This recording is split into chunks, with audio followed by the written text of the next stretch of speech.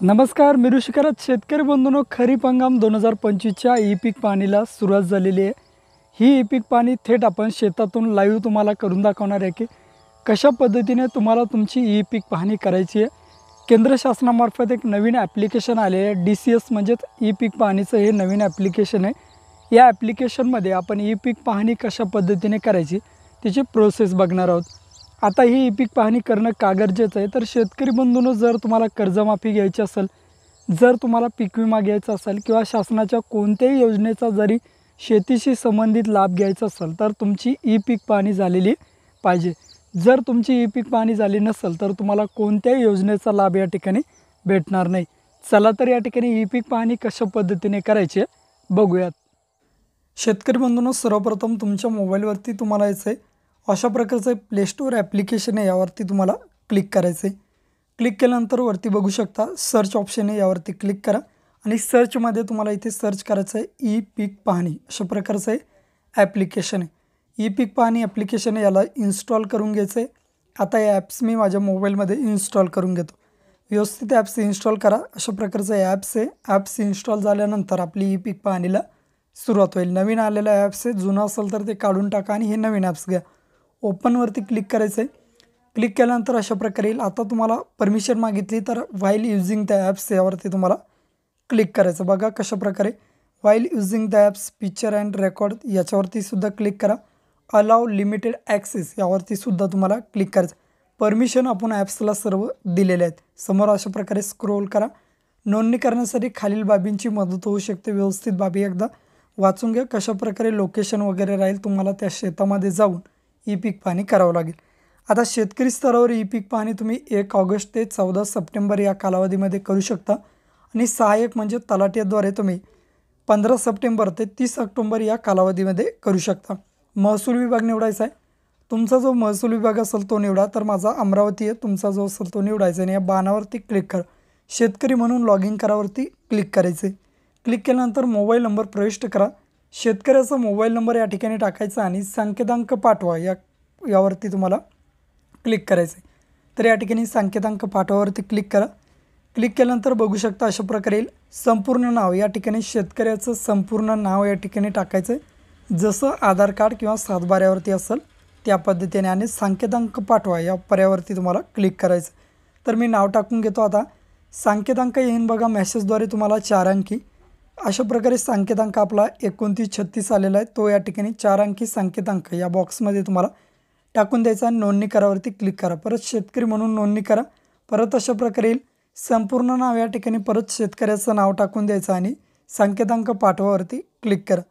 Click केल्यानंतर परत संकेतांक आला आहे, तो संकेतांक या ठिकाणी टाकून नोंदणी करा या पर्यावरती तुम्हाला क्लिक करायचं। तर आपली या ठिकाणी आता नोंदणी यशस्वीरित्या होईल। बघा मी या ठिकाणी संकेतांक टाकून देतो आणि नोंदणी करावरती क्लिक करतो। मोबाईल नंबर प्रविष्ट केल्यानंतर आता या ठिकाणी आपल्याला लॉग इन करून घ्यायचं। लॉग इन केल्यानंतर बघू शकतो थोडा वेळ वेट करा। खातेदाराचे नाव निवडा, या ठिकाणी निवडा या पर्यावरती तुम्हाला क्लिक करायचं। आता कोणताही खातेदार आणखीन आपल्या ॲपमध्ये आलेला नाही, तर नवीन खातेदार नोंदणी करा यावरती क्लिक करा। आता आपल्याला शेतकऱ्याचं नाव या ठिकाणी शोधायचं। सर्वप्रथम विभाग निवडायचा आहे, नंतर तुमचा जिल्हा, नंतर तुमचा तालुका जो असेल तो तालुका आणि नंतर तुमचं गाव। आता या ठिकाणी मी सर्व इन्फॉर्मेशन म्हणजे त्या शेतकऱ्याचं गाव या ठिकाणी निवडून घेतो आणि या बाणावरती हिरव्या क्लिक करतो। क्लिक केल्यानंतर थोडा वेळ या ठिकाणी वेट करायचं। व्यवस्थित तुमच्या गावापर्यंत या ठिकाणी तुम्हाला यायचं। आता शेतकऱ्याचं तुम्ही पहिल्या नावावरून, वडिलांच्या नावावरून, आडनावावरून, खाते क्रमांक किंवा गट नंबरवरून नाव शोधू शकता।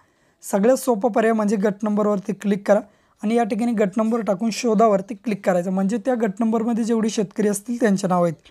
खातेदार निवडामध्ये सर्व शेतकऱ्यांचे नाव आले, त्यावरती निवडावरती क्लिक करा। आता मी निवडावरती क्लिक करतो। बघा 3 शेतकरी, तुमचे जे नाव असेल त्यावरती तुम्हाला या ठिकाणी गोल दिसतंय, या गोलवरती तुम्हाला समोर क्लिक करायचं। तर मी शेतकऱ्याचं माझं नाव निवडतो आणि गोलवरती क्लिक करून परत या बाणावरती या ठिकाणी क्लिक करतो।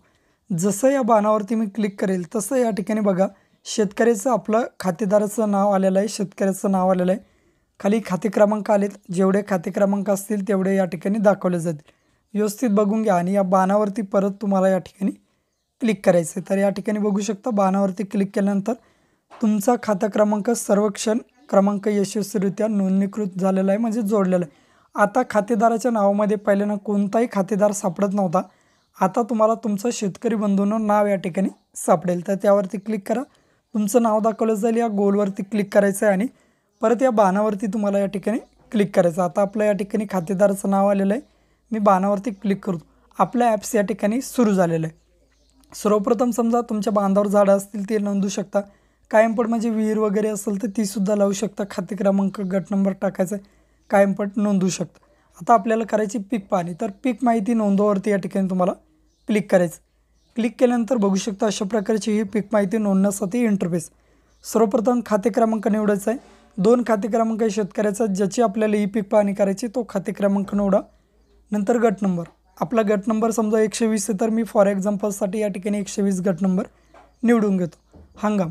हंगामामध्ये आता आपलं खरीप आणि या ठिकाणी संपूर्ण वर्ष 2 येतील. तर निवडावरती क्लिक करायचं. तर आपलं खरीप हंगाम आहे, एकच पीक आहे तर खरीप हंगाम निवडून घेतो. पिकाचा वर्ग या ठिकाणी निवडावरती क्लिक करायचं. निवडावरती क्लिक कराल तर या ठिकाणी बघू शकता बहुपीक आहे का सिंगल पीक अशा प्रकारे आपल्याला दाखवायचं. आता निवडावरती मी या ठिकाणी क्लिक करतो. निर्बळ पीक म्हणजे तुमच्या वावरात फक्त कापूस, सोयाबीन किंवा एकच पीक असेल मक्का तर निर्बळ पीक निवडा. मिश्र पीक म्हणजे तुमच्या सोयाबीनीमध्ये जर तूर असेल आतमध्ये तर समजा मिश्र पीक आहे. या पद्धतीने तुम्ही ते निवडू शकता. तर आपलं या ठिकाणी एकच पीक आहे, मिश्र पीक नाही आहे, म्हणून मी निर्बळ पीक हा पर्याय निवडतो. आपली फक्त सोयाबीनच आहे. मग त्यामध्ये निर्बळ पिकाचा प्रकार पीक आहे का फळबाग आहे तर आपलं पीक आहे. नंतर पिकांची किंवा झाडांची नाव. आता सर्व ज्वारी असेल, भुईमूग असेल, मक्का असेल, उडीद, सोयाबीन, कापूस, काय सर्व पिकं दाखवली. यामध्ये आपलं पीक निवडायचं म्हणजे सोयाबीन. तुमचं जे असेल ते निवडायचं. आता आपली 41R वरती जमीन होती बघा. क्षेत्रभरामध्ये हेक्टरमध्ये आपल्याला हे टाकायचं. मग जर तुमची जमीन गुंठ्यामध्ये जरी असली तरीसुद्धा तुम्हाला ती हेक्टरमध्ये टाकल. त्याचा चार्ट मी समोर या ठिकाणी देतो बघा साईडला, तेथून तुम्ही बघू शकता. तर या ठिकाणी बघू शकता क्षेत्रभर. समजा तर तुमची 20 गुंठे जमीन असेल तर 0.20 करायचं म्हणजे एवढे तुमचं क्षेत्र आहे हेक्टरमध्ये होईल.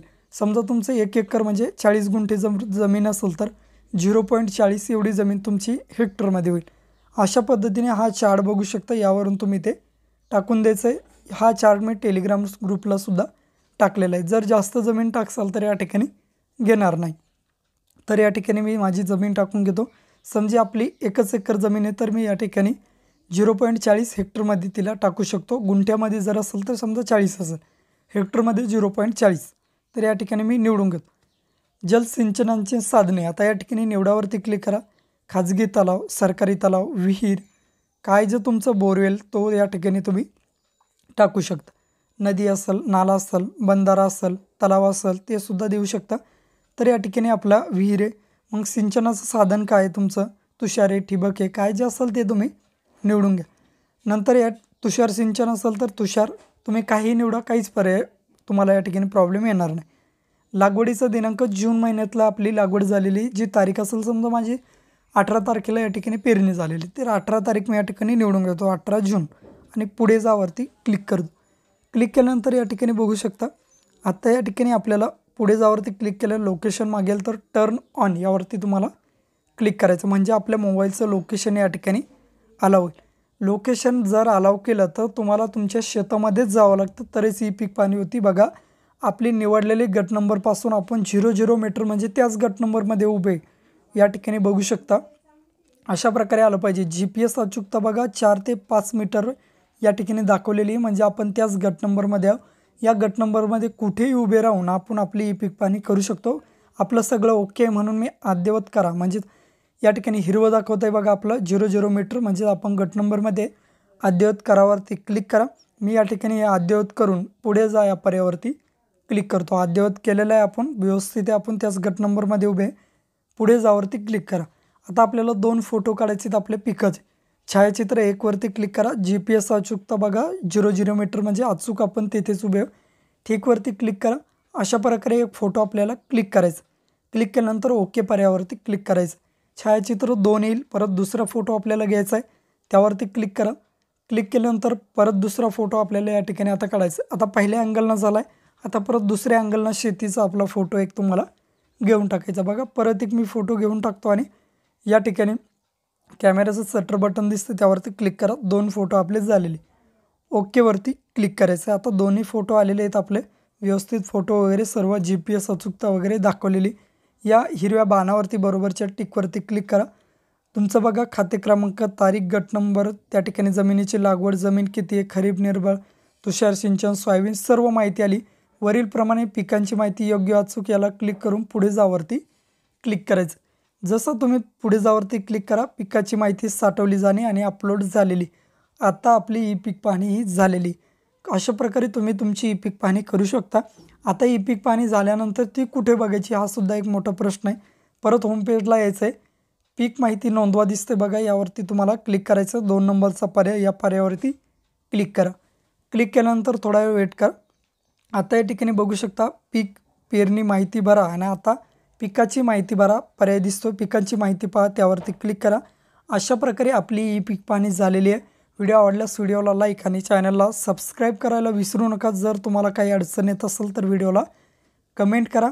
अशाच नवनवीन व्हिडिओसाठी आपल्या चॅनलला सबस्क्राईब करून ठेवा। व्हिडिओ बाकी शेतकरी मित्रांना सुद्धा पाठवा। भेटूया अशाच नवीन व्हिडिओ। जय हिंद।